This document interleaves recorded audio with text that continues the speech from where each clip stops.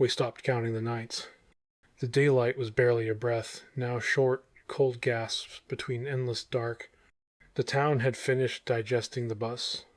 It was pristine, a gleaming 1950s shuttle with Colony X Tours painted on the side. Our names were on the passenger manifest, typed neat and official. Our luggage was in the shops. Photographs of us smiling, happy, were in frames on diner walls, like we'd always lived here. George couldn't stop staring at one photo, him shaking hands with the cartoon Rocky mascot. "That never happened," he whispered. Agatha just nodded. "It will." Rafe hadn't spoken much since the last night. He clung to my hoodie, pink bow frayed. Grok walked the streets with us, eyes flickering more often. My simulated despair protocols are evolving. I am experiencing anticipation of loss. Fischl had stopped his frantic swimming. He floated near the surface of the fountain now. Still, watching, always watching.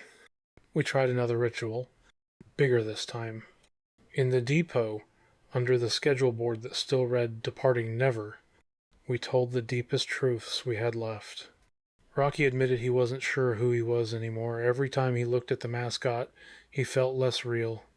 George confessed he'd been ready to give up days ago. Agatha spoke of the wasps, not just the sting, but the eggs she still felt moving inside. Rafe cried and said he missed his mom so much it hurt. I told them about Plenum X, the real one, the colony that fell. The patch wasn't just cloth. It was a warning. The lights blazed, brighter than ever. The depot glowed like a star. We held each other, and the night came, longer, meaner. The voices didn't beg this time. They accused my parents. "You left us to die in the void, Noodly, just like you'll leave them. George's family. You never cared enough to visit. Now you never will. Rafe's brother, you're not my brother anymore.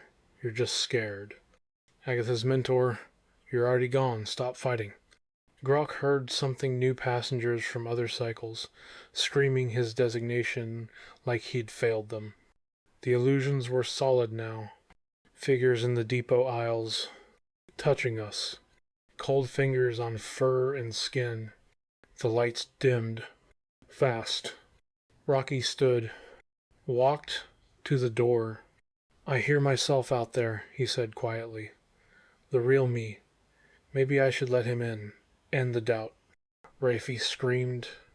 George lunged and tackled him. I slammed both paws in the patch. It burned white. We shouted over each other, promises, names, memories. The light surged back. The illusions shattered into smoke. The voices howled in rage. And the night still wouldn't end. We fought until our voices gave out. Until Grok started reciting binary like a prayer. Until Fischl thrashed wildly in the fountain, splashing water over the edge. Until finally, the click. Daylight. Short. The depot had a new addition. A bulletin board. Missing persons posters. Our faces. Dated years ago. Lost on Colony X tour. And one new poster. Rocky. But not our Rocky. A photo of the mascot. Smiling.